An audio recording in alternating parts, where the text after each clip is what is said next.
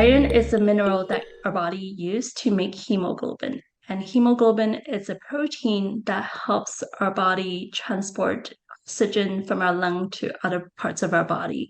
So getting enough iron is very important for that, but as well as maintaining our energy level, maintaining our immune function, as well as it's very important for brain development, particularly in kids and in pregnant women.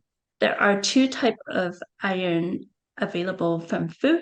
So we have the heme iron, which is mainly from meat and fish sources.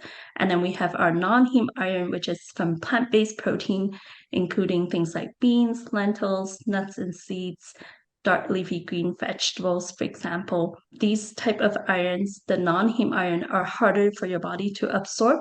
So we recommend pairing them with a source of vitamin C, which is coming from many fruits and vegetables to help with the absorption.